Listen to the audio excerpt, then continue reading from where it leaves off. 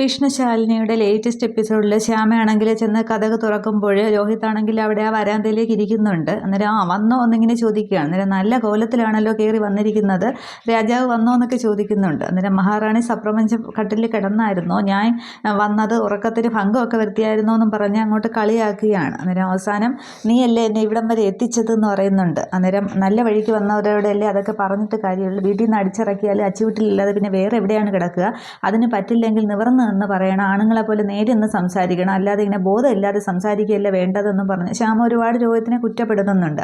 അന്നേരം നല്ല വീട്ടിൽ നിന്ന് വന്നാലല്ലേ അതൊക്കെ പിന്നെ പറഞ്ഞിട്ടും കേട്ടിട്ടും കാര്യമുള്ളൂ, അഴുക്കുചാലിൽ നിന്ന് വന്നവരോട് ഇങ്ങനെ പറഞ്ഞിട്ട് കാര്യമുണ്ടോ എന്നും പറഞ്ഞ് ശ്യാമ പറയുമ്പോൾ രോഹിത്തിന് ദേഷ്യം വരികയാണ്. ദേഷ്യം വന്ന് രോഹിത്താണെങ്കിൽ ശ്യാമയുടെ കർണം നോക്കി ഒന്ന് പൊട്ടിക്കുന്നുണ്ട്. അന്നേരം മര്യാദയ്ക്ക് നാവടക്കി നിന്നോളണം, ഇല്ലെങ്കിൽ ഇതുപോലെ അടി വീഴുമെന്ന് പറയുകയാണ്. അന്നേരം ശാരദാമ്മ ഇത് കണ്ടുകൊണ്ട് പുറത്തേക്ക് ഇറങ്ങി വരുന്നുണ്ട്. ശാരദാമ്മ ഒന്നും മിണ്ടുന്നില്ല. അന്നേരം നിങ്ങൾ എന്നെ തല്ലിയല്ലേ എന്ന് ചോദിക്കുകയാണ്. അന്നേരം തല്ലി, നിൻ്റെ നാവ് മര്യാദയ്ക്ക് നിന്നില്ല എന്നുണ്ടെങ്കിൽ ഇതുപോലെ എൻ്റെ കയ്യിൽ 5 വിരലും നിൻ്റെ മുഖത്ത് നല്ല രീതിക്ക് പാട് വീഴും, അത് നീ ഓർത്തോളണം, നീയാണ് എന്നെ ഇവിടം വരെ കൊണ്ടെത്തിച്ചത്, അതുകൊണ്ട് മര്യാദയ്ക്ക് നിന്നോണം, ഇല്ലെങ്കിൽ ഇനിയും കിട്ടും എന്ന് പറഞ്ഞിട്ട് ശാരദാമ്മയോട് പറയുകയാണ്. ശാരദാമ്മ മോളെ പറഞ്ഞ കാര്യങ്ങളൊക്കെ മനസ്സിലാക്കണം കേട്ടോ എന്ന് പറഞ്ഞിട്ട് അങ്ങോട്ട് മാറി നിൽക്കടിയെന്നും പറഞ്ഞിട്ട് രോഹിത് അങ്ങ് അകത്തേക്ക് കയറി പോവുകയാണ്. അന്നേരം ശാരദാമ്മ ചോദിക്കുന്നുണ്ട്, നിനക്കിതിൻ്റെ വല്ല ആവശ്യം ഉണ്ടായിരുന്നോ എന്ന്.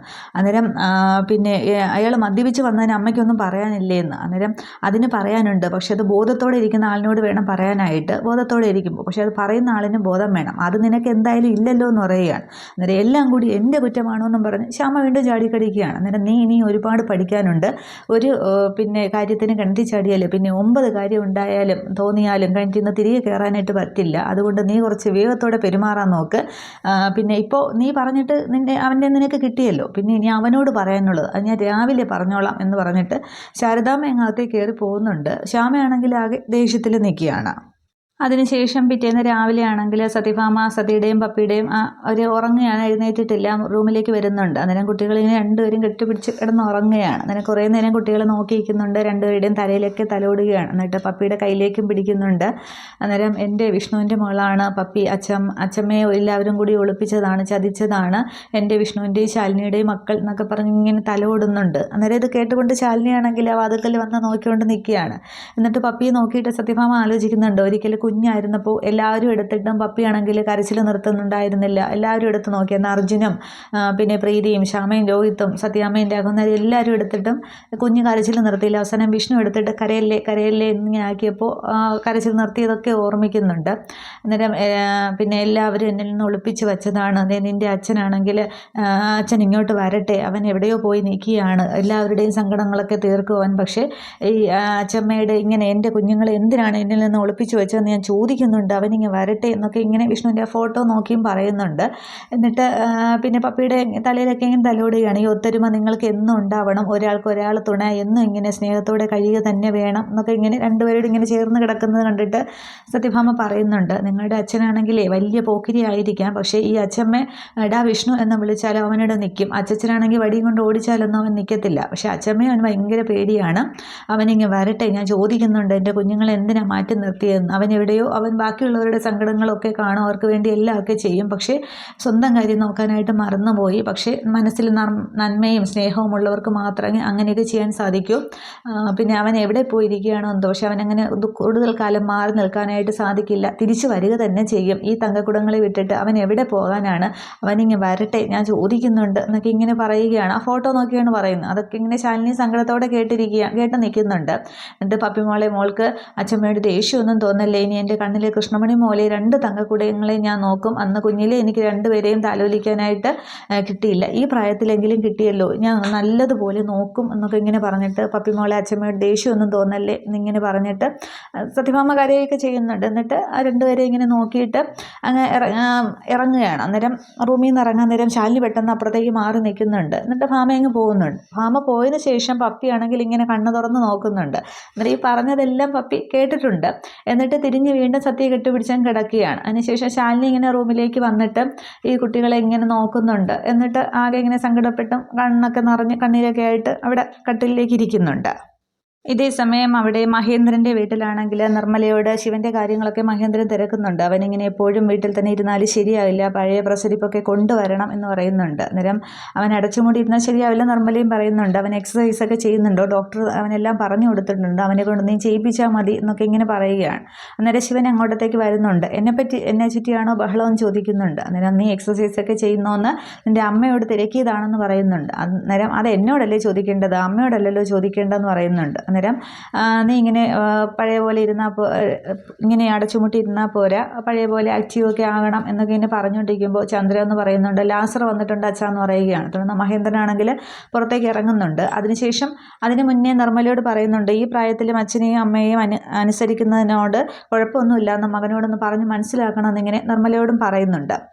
എന്നിട്ട് അവരിങ്ങനെ മുറ്റത്തേക്ക് ഇറങ്ങുമ്പോൾ ശിവനും കൂടെ ഇറങ്ങുന്നുണ്ട്. അന്നേരം ലാസറിനോട് പറയുന്നുണ്ട്, എന്ത് ജോലിയാണ് വേണ്ടതെന്ന് ചോദിക്കുമ്പോൾ വലിയൊരു വൃക്ഷമാല നമ്മുടെ വീട്ടിൽ നേരെ ചാഞ്ഞാൽ എന്താണ് ചെയ്യേണ്ടതെന്ന് ലാസറിനോട് ചോദിക്കുകയാണ്. അന്നേരം മൂടോടെ എപ്പോഴും മാറ്റണമെന്ന് പറയുകയാണ്. അന്നേരം ശാലിനി എന്ന വടവൃക്ഷത്തെ വേരോടെ ഇവിടുന്ന് ഈ ഭൂമിയിൽ നിന്ന് അറുത്ത് മാറ്റണമെന്ന് പറയുകയാണ്. അന്നേരം കളക്ടറെ കൊല്ലാനോ എന്നിങ്ങനെ ലാസർ ചോദിക്കുമ്പോൾ എന്താ നിനക്ക് പേടിയുണ്ടോ എന്ന് ചോദിക്കുകയാണ്. അന്നേരം സാറ് എൻ്റെ കൂടെ ഉണ്ടെങ്കിൽ എനിക്കൊരു പേടിയില്ല എന്ന് പറയുകയാണ്. അന്നേരം ശിവൻ പറയുന്നുണ്ട്, കളക്ടറുടെ കാര്യത്തിൽ ആരും ഒന്നും ചെയ്യേണ്ട, ഞാൻ തന്നെ ചെയ്തോളാം എന്ന് പറഞ്ഞ് ശിവൻ വരികയാണ്. അന്നേരം മഹേന്ദ്രൻ ഇങ്ങനെ ശ്രദ്ധിക്കുന്നുണ്ട്. ആ തലേ ദിവസത്തെ ആ ഒരു ഭാവമാറ്റം അല്ല ശിവനിൽ വരുന്നത്, പഴയ പോലെയുള്ള ഒരു ശിവനെയാണ് കാണിക്കുന്നത്.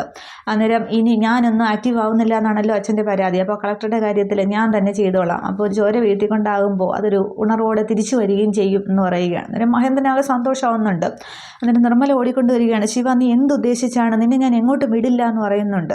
അന്നേരം മഹേന്ദ്രൻ പറയുന്നുണ്ട്, ഇത് ഞങ്ങൾ ആണുങ്ങൾ തമ്മിലുള്ള കാര്യമാണ്, ലാസറാണ് എല്ലാം ചെയ്യുന്നത്, ശിവൻ കൂടെ പോകുന്നതേ ഉള്ളൂ എന്ന് പറയുന്നുണ്ട്. അന്നേരം എന്നാലും ഓപ്പറേഷൻ അങ്ങോട്ട് കഴിഞ്ഞതേ ഉള്ളൂ എന്ന് പറയുമ്പോൾ നീ ഒന്നും പറയണ്ട എന്ന് പറയുന്നു, ഞങ്ങൾ തീരുമാനിച്ചതാണെന്ന് പറഞ്ഞിട്ട് ലാസറിനോട് ചെന്ന് പറയുന്നുണ്ട്, നീ എല്ലാം ചെയ്തോളണം, ശിവൻ നിങ്ങളുടെ കൂടെ നിൽക്കുന്നതേ ഉള്ളൂ, പക്ഷേ ശിവനെ നിങ്ങളൊപ്പം പറഞ്ഞു വിടുന്നത് അവന് പഴയതെല്ലാം അങ്ങോട്ട് മെമ്മറിയിലേക്ക് വരാൻ വേണ്ടിയാണെന്ന് ഇങ്ങനെ ലാസറിനോട് പറയുന്നുണ്ട്.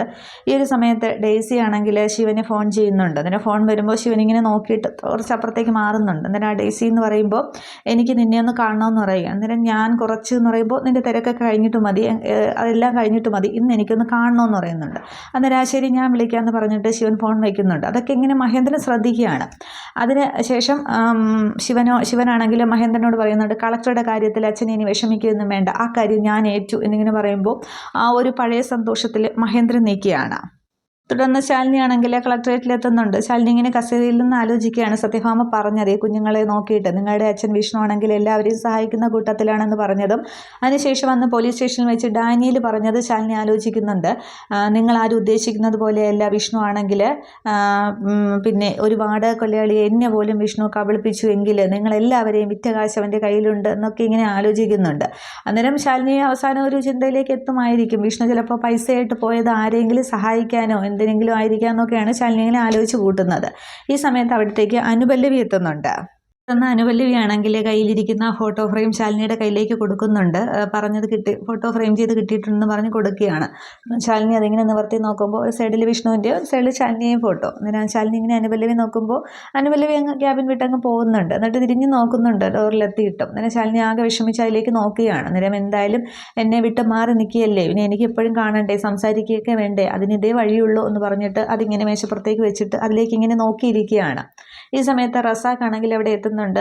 മേക്കമിൻ മേഡം എന്നും പറഞ്ഞ് വരികയാണ്. അന്നേരം വരൂ എന്ന് പറഞ്ഞിട്ട് ശാലിനി ഇങ്ങനെ കണ്ണീരൊക്കെ തുടയ്ക്കുന്നുണ്ട്. എന്നിട്ട് ഇരിക്കൂ എന്ന് പറയുകയാണ്. അന്നേരം രേഷ്മയുടെ കാര്യം എന്തെങ്കിലും കിട്ടിയോ എന്ന് ചോദിക്കുകയാണ്. അന്നേരം പറയത്തക്കതായിട്ട് ഒന്നും കിട്ടിയില്ല. ഇനി മധുരയിൽ കാര്യങ്ങൾ കൂടി ഒന്ന് അന്വേഷിക്കണമെന്ന് പറയുമ്പോൾ അവിടെ പോലീസ് സ്റ്റേഷനിൽ വിളിച്ച് പറഞ്ഞിട്ടുണ്ട്, ബാക്കി കാര്യങ്ങൾ അവർ ചെയ്യുമെന്ന് പറയുകയാണ്. അന്നേരം റസാഖ് ഇതുവരെ മധുരയിലേക്ക് പോയില്ലേ ചോദിക്കുമ്പോൾ പോകും, അതിനുള്ള ഏർപ്പാടൊക്കെ ആയിട്ടുണ്ട്, ഉടൻ തന്നെ പോകുമെന്ന് പറയുകയാണ്. അതിനുശേഷം ശാലിനി പറയുന്നുണ്ട്, ആ കാഹളം കുമാറിൻ്റെ കാര്യത്തിൽ ഒരു ശ്രദ്ധ വേണം, സ്വന്തം കാര്യം മറന്ന് ബാക്കിയുള്ള കാര്യത്തിന് വേണ്ടി നടക്കുന്ന ഒരാളായതുകൊണ്ടാണ് ഞാൻ ഇത്രയും ഇൻവോൾവ് ആവുന്നത്, ഒരു സുരക്ഷ കൂടി നോക്കണമെന്ന് പറയുമ്പോൾ പിന്നെ പ്രൊട്ടക്ഷനായിട്ട് ഞാൻ നാളെ തന്നെ ഒരു പോലീസുകാരനെ അവിടെ ഡ്യൂട്ടിക്ക് ഇടാം എന്നൊക്കെ പറയുന്നുണ്ട്. അതിനുശേഷം ശാലിനി പറയുകയാണ്, മൂന്നാമൂട് കോളനിയിലേക്ക് ശാലിനി മഹേന്ദ്രൻ്റെ ആ മൂന്നാമൂട് കോളനിയിലേക്ക് ഇന്ന് പോകുന്നുണ്ടെന്ന് പറയുകയാണ്. അന്നേരം സൂക്ഷിച്ച് വേണം പോകാനായിട്ട്, മഹേന്ദ്രൻ്റെ പിന്നെ പണത്തിൻ്റെ കൂടുതൽ ഭാഗവും അവിടെ നിന്നാണ്, ഒരു ശേഖരം തന്നെയാണ് അവിടുത്തത്, ചുരുക്കി പറഞ്ഞാൽ ഒരു അക്ഷയപാത്രം, കൂടുതൽ പങ്കും അവിടെ നിന്നാണ്. അപ്പോൾ എല്ലാ എതിർപ്പുകളെയും അവഗണിച്ചാണ് അയാളത് മുന്നോട്ട് കൊണ്ടുപോകുന്നത്. പിന്നെ സൂക്ഷിച്ച് വേണം എന്നിങ്ങനെ പറയുമ്പോൾ ശാലിനി ഇങ്ങനെ ആലോചിച്ച് ഇരിക്കുകയാണ്.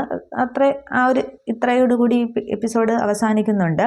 അപ്പോൾ അതിനുശേഷമാണ് ശാലിനി ഇനി ആ കോളനിയിലേക്ക് പോകുന്നതും അവിടെ വെച്ച ആ പ്രശ്നം. പക്ഷേ ഇന്നത്തെ എപ്പിസോഡിൽ ശിവൻ ആ ഒരു പഴയ ശിവൻ്റെ ആ ഒരു ഇതൊക്കെയാണ് കാണിച്ചത്.